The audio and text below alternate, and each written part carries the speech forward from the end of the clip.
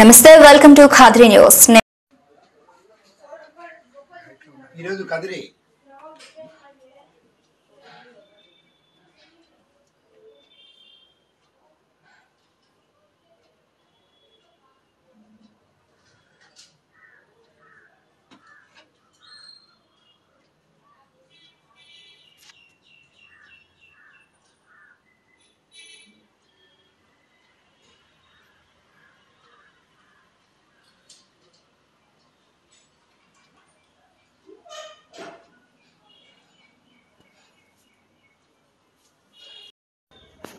ఆయన వేస్తాడులే, నాకు వేస్తాడులే.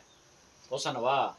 జై చంద్రబాబు, జై చంద్రబాబు, జై జై చంద్రబాబు, జై చంద్రబాబు, జై తెలుగుదేశం, జై తెలుగుదేశం, జై జై తెలుగుదేశం, జై తెలుగుదేశం, జై ఎన్డీఏ.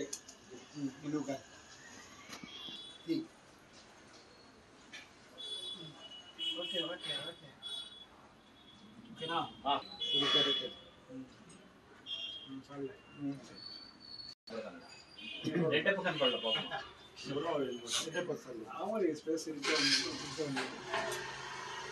ఓకే నువ్వు కనపడాలి అక్కడ మాత్రం చూపించు.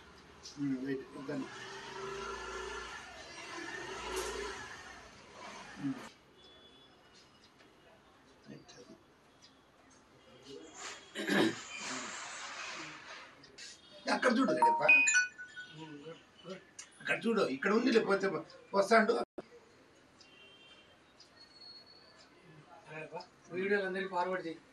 ఆంధ్రప్రదేశ్ రాష్ట్రంలో రాజకీయ పరిస్థితుల్ని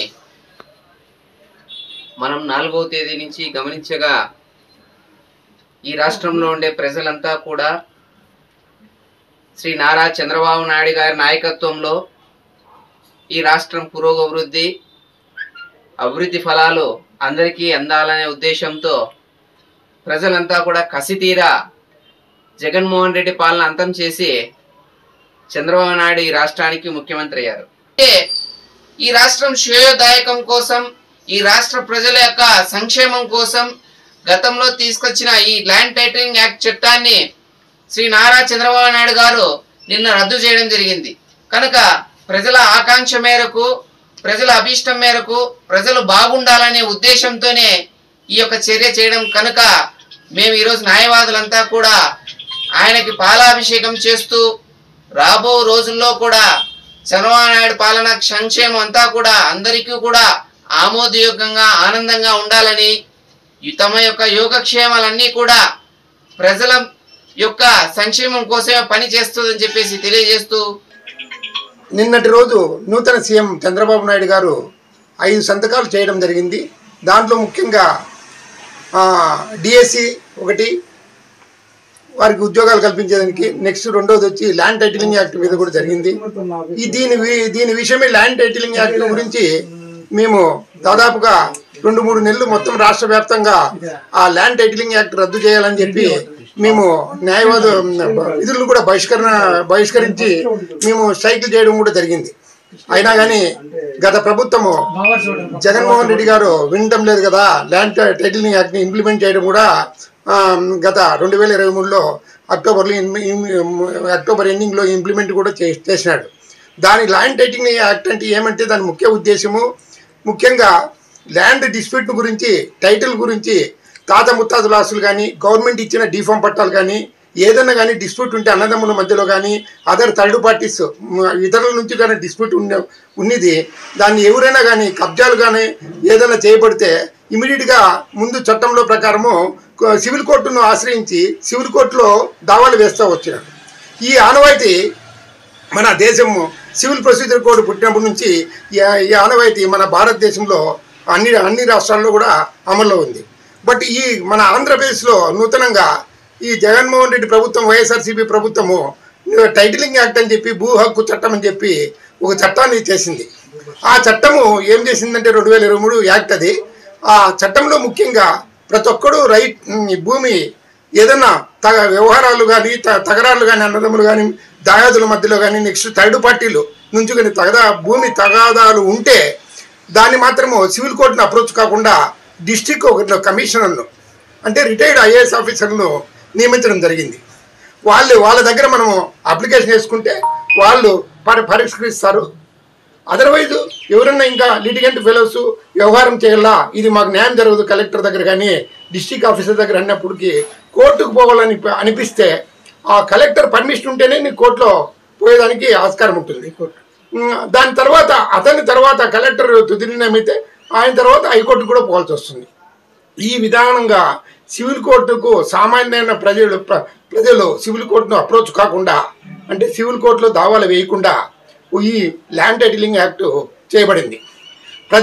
ప్రతి సామాన్యమైన పౌరునికి ముందు అందుబాటులో ఉండి న్యాయం కావాలని కోర్టు తలుపులు తట్టే వాళ్ళు ఈ విధంగా ల్యాండ్ టైటిలింగ్ యాక్ట్ చేసి ఒక కమిషన్ అపాయింట్ చేసి డిస్ట్రిక్ట్లో ఆ కమిషన్ వాళ్ళంతా రిటైర్డ్ ఐఏఎస్ ఆఫీసర్లు ఉంటారు.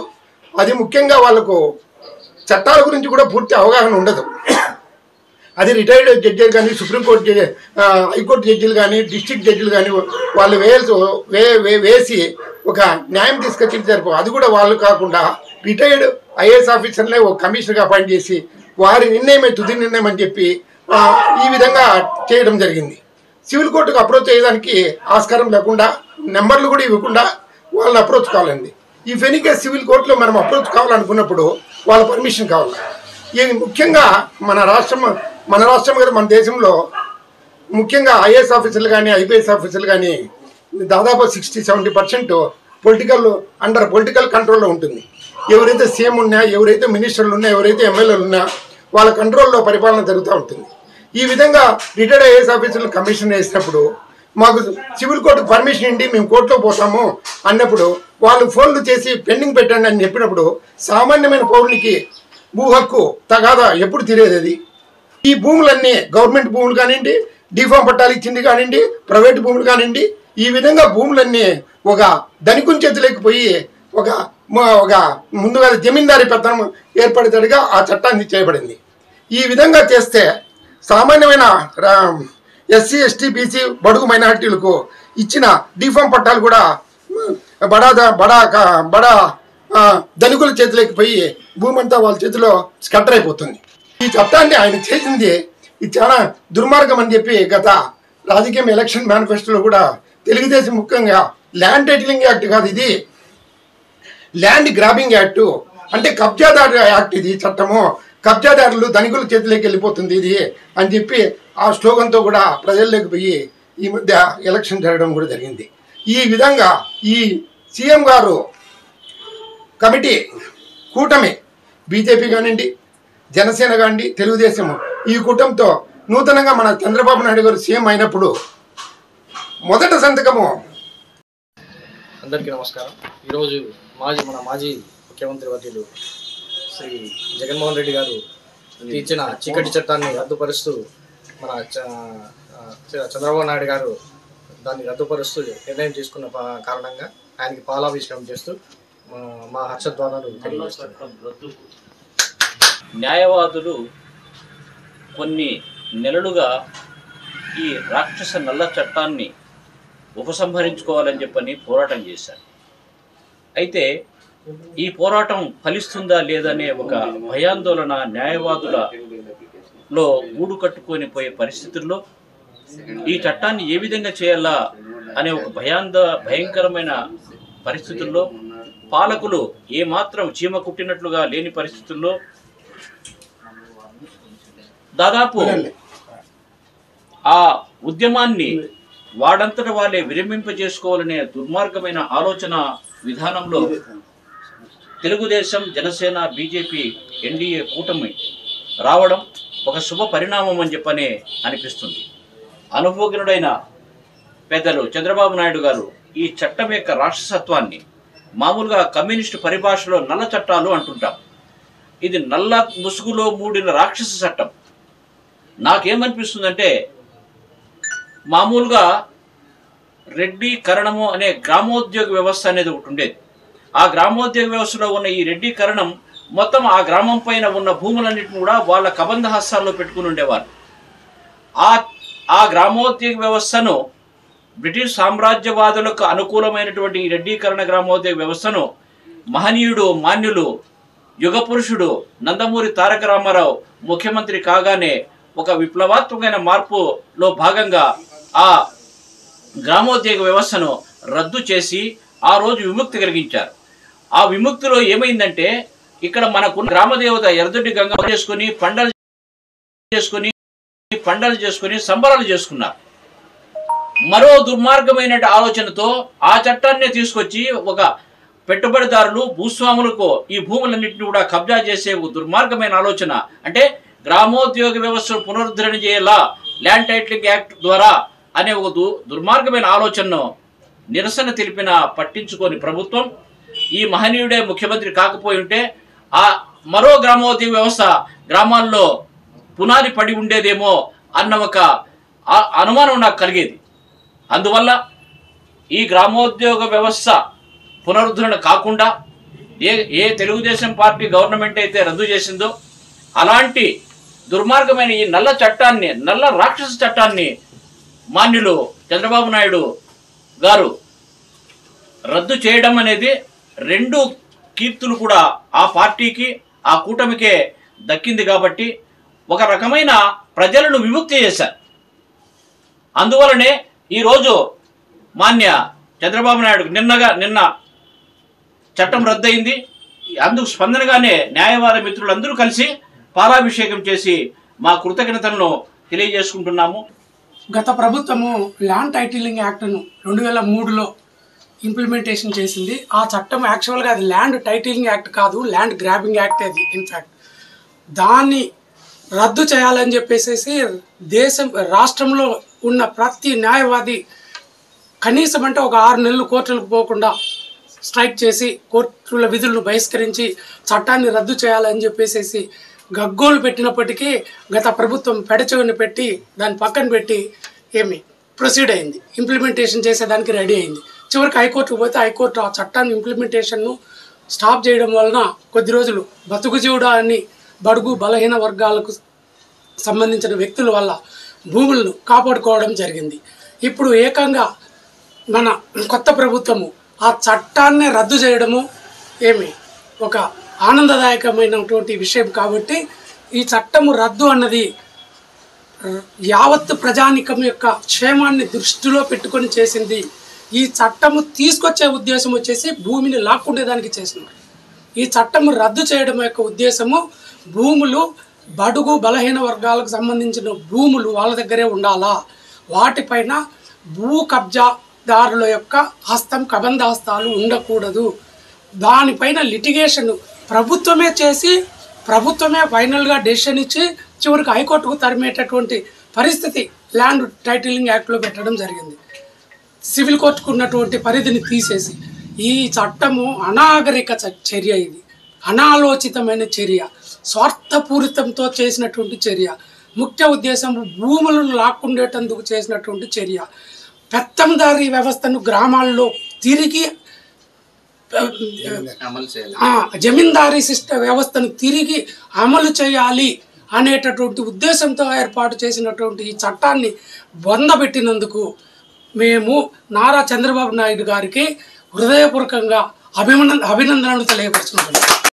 ఒకసారి గత 75 సంవత్సరాలుగా చూసుకుంటే ప్రభుత్వం మిగులు భూమిని పేద ప్రజల కోసం విడతల వారీగా అన్ని ప్రభుత్వాలు కూడా ఎకరా 2 ఎకరాలు 3 ఎకరాలు అందరికీ పంచుకుంటూ వచ్చింది. కానీ మన రాక్షస పాలనలో వచ్చిన జగన్మోహన్ రెడ్డి గారు మాత్రం ఆ పేద ప్రజల యొక్క ఆస్తులను కాజేయాలని చెప్పిన దురుద్దేశంతో కుట్రపూరితంగా చేసిన ల్యాండ్ టైటిలింగ్ యాక్ట్ని అందరూ గ్రహించి న్యాయవాదులంతా కూడా రాష్ట్ర వ్యాప్తంగా ధర్నాలు చేయడం జరిగింది, దాన్ని రద్దు చేయాలని చెప్పిన ఉద్దేశంతో. ఎంతమంది ఎన్ని రోజులు ధర్నాలు చేసినప్పటికీ కూడా ఏమాత్రం స్పందన లేకోకుండా దాన్ని అట్లే కంటిన్యూ చేయడం జరిగింది. తర్వాత ఎన్డీఏ కూటమి నాయకులైన చంద్రబాబు నాయుడు గారు, తర్వాత పవన్ కళ్యాణ్ గారు, వీళ్ళందరూ కూడా ప్రభుత్వ చర్య మంచిది కాదని చెప్పిన ఉద్దేశంతో ప్రజాభిష్టం మేరకు, ప్రజా శ్రేయస్సు మేరకు వాళ్ళ ఆశలను కాపాడడం కోసం వాళ్ళు ఒక రాజకీయ నిర్ణయం తీసుకోవడం జరిగింది. అదేవిధంగానే అధికారంలోకి వచ్చిన తర్వాత ప్రజల యోగక్షేమాల కోసం, వాళ్ళ ఆశలు కాపాడడం కోసం చంద్రబాబు నాయుడు గారు తన 2వ సంతకంగా అధికారంలో వచ్చిన తక్షణం ఈ నల్ల చట్టాన్ని రద్దు చేయడం జరిగింది. కాబట్టి ప్రజల యొక్క క్షేమాలు కోరుతూ రద్దు చేసిన చట్టాన్ని మనం అందరము కూడా స్వాగతిస్తూ చంద్రబాబు నాయుడు గారికి మనం పాలాభిషేకం కూడా ఈరోజు చేయడం జరిగింది.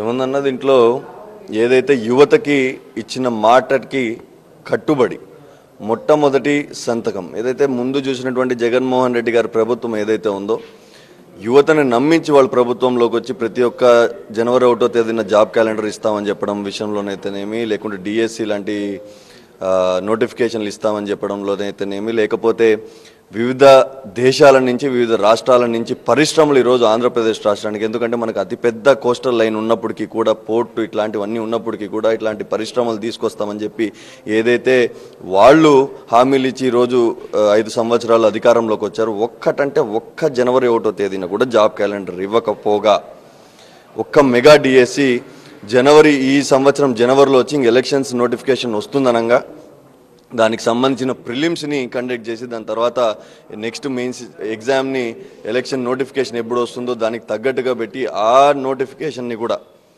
అమలు చేయకుండా ఈరోజు ఏదైతే యువత నోట్లో మట్టి కొట్టిన జగన్మోహన్ రెడ్డికి అదే యువత ఏదైతే ముఖ్యమంత్రి చేశారో అదే ఈరోజు 151 సీట్లు ఇచ్చినటువంటి అదే యువత అదే ఆంధ్ర రాష్ట్ర యువత ఈరోజు 11 సీట్లకు పరిమితం చేయడం అంటే యువత యొక్క దెబ్బ ఎట్లా ఉంటుందో ఈరోజు జగన్మోహన్ రెడ్డి గారికి చెవి చూపించాం.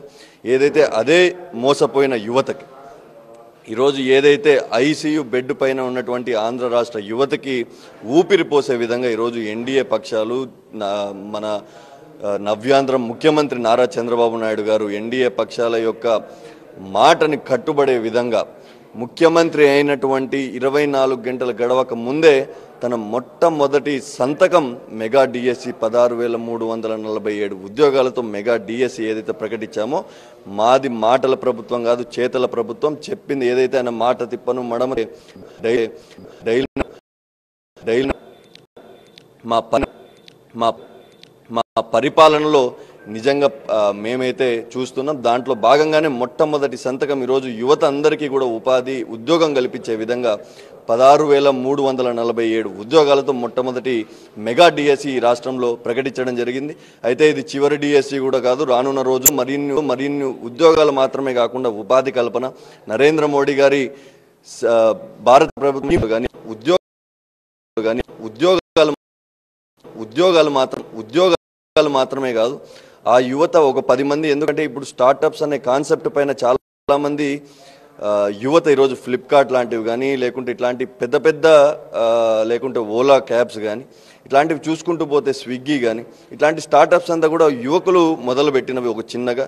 అట్లాంటి యువకులకి తోడ్పాటు అందించే విధంగా పూచీ లేకుండా 10 లక్షలు 20 లక్షలు 30 లక్షలు 50 లక్షల వరకు కూడా ఈరోజు ముఖ్యమంత్రి నారా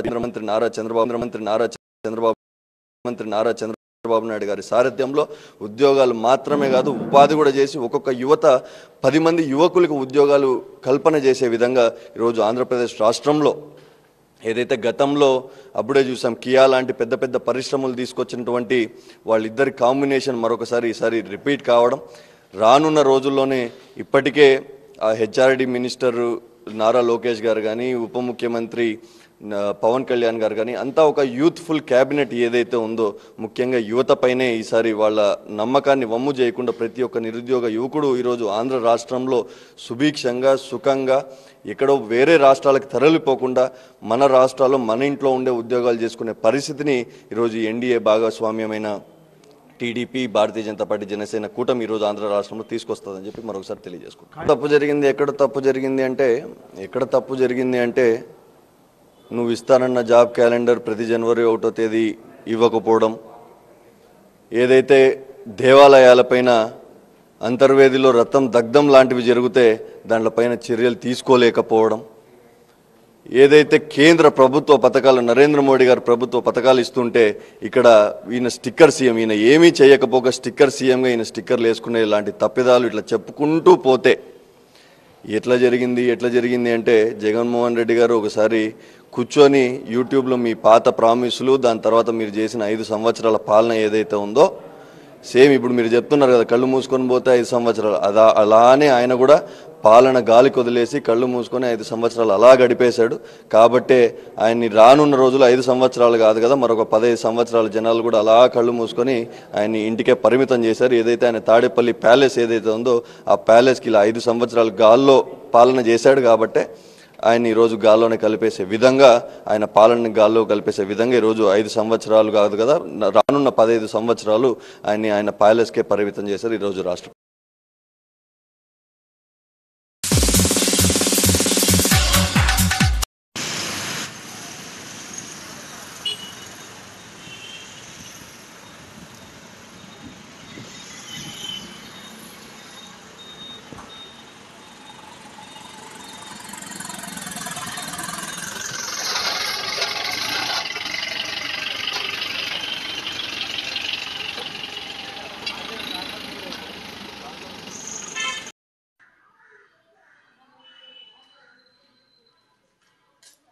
ఏం డ్యామేజ్ లేవు, అన్నీ బాగున్నాయి సార్.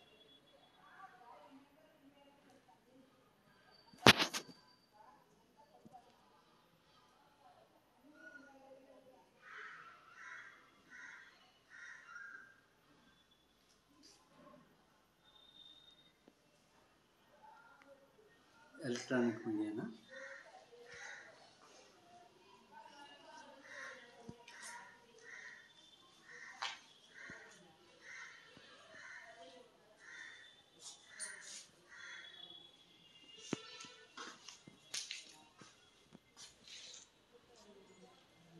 గత 5 సంవత్సరాలుగా ఇలాగే ఉన్నాయి. గత తెలుగుదేశం ప్రభుత్వంలో వచ్చినవి, వైఎస్ఆర్సీపీ ప్రభుత్వంలో ఇలాగే ఉండిపోయేవి. కాబట్టి ఇది మన స్కూల్ సమస్య ఒకటే కాదు, రాష్ట్రంలో చాలా పాఠశాలల్లో ఇలాగే ఉన్నాయి. వీటిపైన మనకు ప్రభుత్వం నుంచి ఒక నిర్దిష్ట ప్రణాళిక ఏదైనా రావచ్చు. పై అధికారుల ఆదేశాల మేరకు భవిష్యత్తులో దీన్ని ప్రభుత్వం దృష్టికి, తర్వాత అధికారుల దృష్టికి తీసుకెళ్ళి వారి ఆదేశాల మేరకు మనం దాన్ని పిల్లలకి పంపిణీ చేస్తారు సార్. పంపిణీ జరగడం. మొత్తం ఎన్ని ఉన్నాయి సార్? మొత్తం 76 సైకిళ్ళు. 76 సైకిళ్ళు. మీ పేరు సార్? నా పేరు వెంకటాచలం, ప్రధాన ఉపాధ్యాయులు సార్. ప్రధాన ఉపాధ్యాయులు. Okay, thank you sir.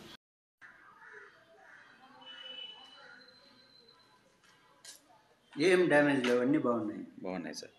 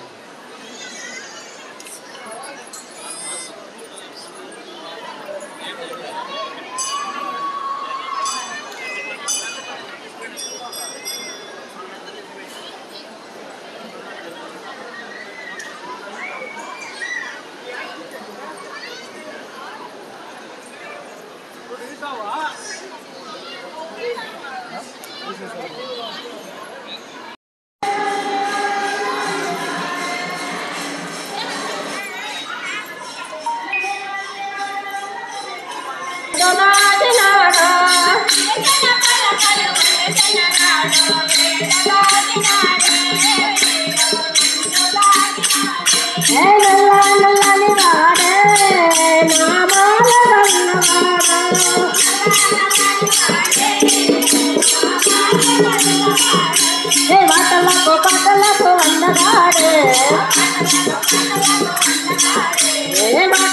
పాటలకు అందగాడే పల్లె వాడలోన వల్లెట